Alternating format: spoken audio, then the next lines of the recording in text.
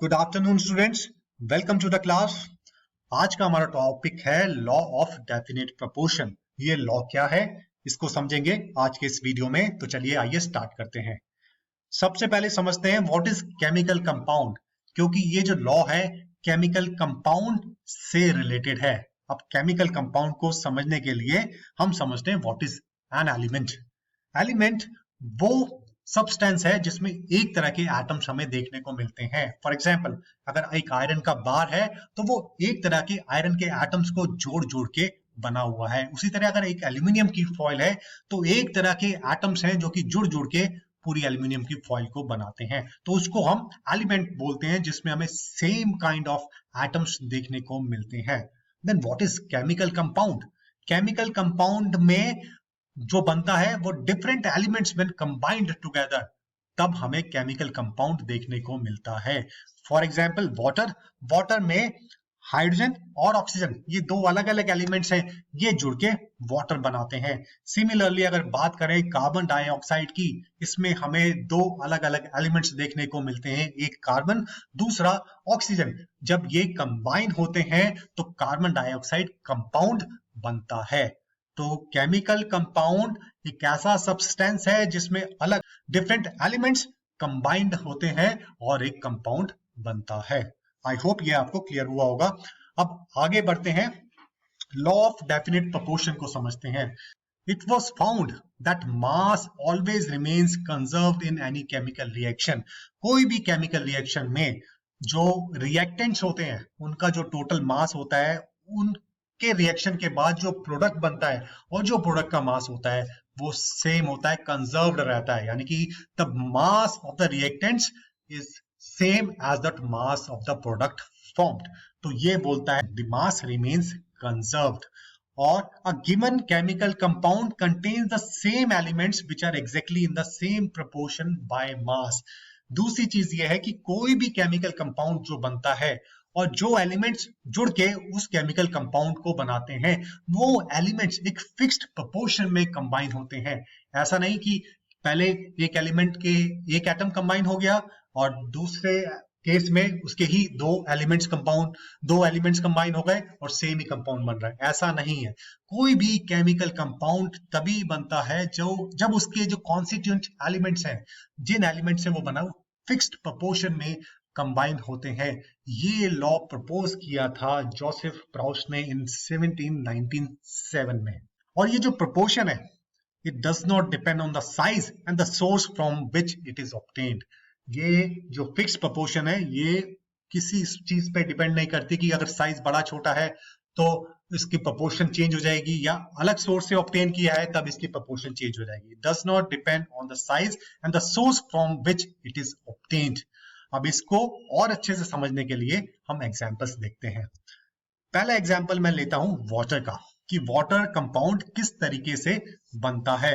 दो हाइड्रोजन के एटम और एक ऑक्सीजन का एटम जब कंबाइन होते हैं तो वाटर कंपाउंड बनता है। हाइड्रोजन का जो मास है that is 1 atomic mass unit और ऑक्सीजन का mass is 16 AMU। AMU stands for atomic mass unit. जब दो एटम हाइड्रोजन के, तो उसका मास हो गया 2 AMU और एक ऑक्सीजन का एटम उसका मास है 16 AMU। जब ये कंबाइन होते हैं तो वाटर कंपाउंड बनता है जिसका मास निकल के आता है 18 AMU। अब आप देखेंगे जो रिएक्टेंट्स हैं हाइड्रोजन और ऑक्सीजन, इनका जो टोटल मास है वो 18 निकल के आया और जो प्रोडक्ट बना वाटर उसका भी टोटल मास 18 निकल के आया। तो ये एक केमिकल रिएक्शन है जिसमें मास रिमेन्स कंजर्व्ड। और दूसरी चीज हम इनकी प्रोपोर्शन को समझते हैं। इसमें जो हाइड्रोजन है इसका एटॉमिक मास अगर हम देखें इस पूरे हाइड्रोजन मॉलिक्यूल का 2, और जो वाटर कंपाउंड बना 18, अगर रेशियो निकालें 2/18 ये निकल के आती है। और अगर हम इसको मिनिमाइज कर दें, रिड्यूस कर दें तो 1/9 आएगी। सिमिलरली अगर ऑक्सीजन टू वाटर रेशियो निकालें 16/18, रिड्यूस करेंगे तो 8/9। ये जो रेशियो है इट रिमेन्स फिक्स्ड। ये जो एलिमेंट्स है, एलिमेंट्स टू जो product ratio it remains fixed.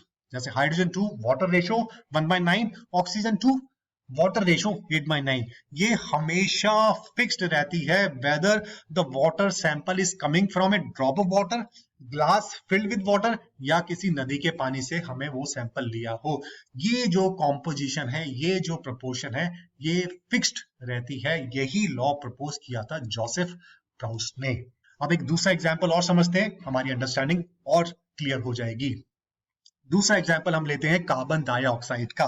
Carbon dioxide में एक कार्बन का एटम और दो ऑक्सीजन के एटम जब कंबाइन होते हैं तो एक कंपाउंड बनता है कार्बन डाइऑक्साइड।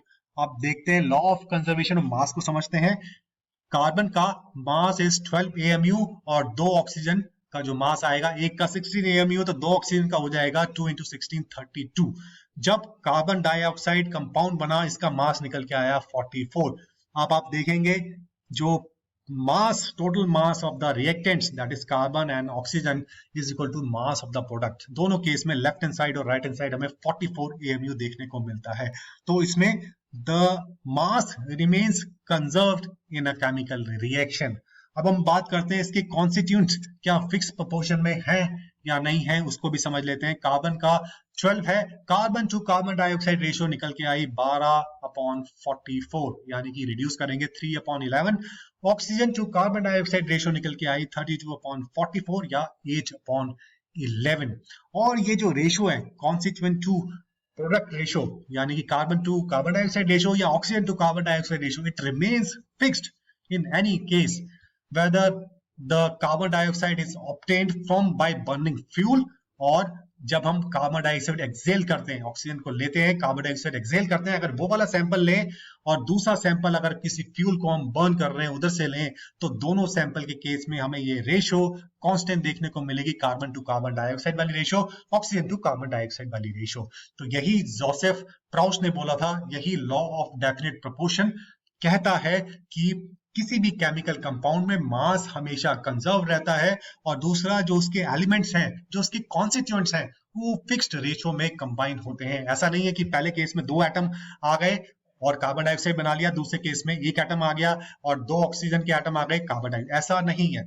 अगर कार्बन डाइऑक्साइड बनेगी तो फिक्स प्रोपोर्शन में ही रहेंगे कार्बन और ऑक्सीजन। वो फिक्स प्रोपोर्शन क्या होगी, 3/11 and 8/11 with respect to carbon dioxide. तो आई होप स्टूडेंट्स ये आपको क्लियर हुआ होगा लॉ ऑफ डेफिनेट प्रोपोर्शन। अब आपके सामने एक छोटी सी क्विज है, उसको आप अटेम्प्ट कीजिए। The first one for you, how many hydrogen atoms are there in a water compound? Water compound में कितने हाइड्रोजन एटम हमें देखने को मिलते हैं, एक या दो, ये आपको बताना है। How many oxygen atoms are there in carbon dioxide compound? Oxygen के कितने एटम हैं कार्बन डाइऑक्साइड कंपाउंड में, एक या दो। Third one, what is the mass ratio of hydrogen to oxygen in a water compound? Water compound में hydrogen to oxygen mass ratio क्या होगी, ये आपको बताना है। और इसके ऑप्शंस हैं 1/9, 8/9 या 1/8, इन तीनों में से क्या होगा। And the last one for you, will the mass ratio of carbon to oxygen change in carbon dioxide? जो रेशियो है कार्बन टू ऑक्सीजन की, क्या वो चेंज हो जाएगी कार्बन डाइऑक्साइड में अगर we get the samples from different sources? मतलब अगर कार्बन डाइऑक्साइड का जो सैंपल है मैं अलग अलग सोर्सेज से लेता हूं, तो क्या उस केस में कार्बन टू ऑक्सीजन की जो रेशियो है एक कंपाउंड बनाने के लिए कार्बन डाइऑक्साइड के, क्या वो रेशियो चेंज हो जाएगी? ये आपको बताना है यस और नो में। And your time starts now. And the answers are, I hope students ये वीडियो आपको इंटरेस्टिंग लगा होगा। लॉ ऑफ डेफिनेट प्रोपोर्शन क्या है आपको समझ आया होगा। अगर आपको ये वीडियो इंटरेस्टिंग लगा है तो आप अपने दोस्तों के साथ शेयर कीजिए। मैं आपको दोबारा मिलूंगा किसी और इंटरेस्टिंग वीडियो के साथ। Till then, goodbye, thank you very much and have a nice day.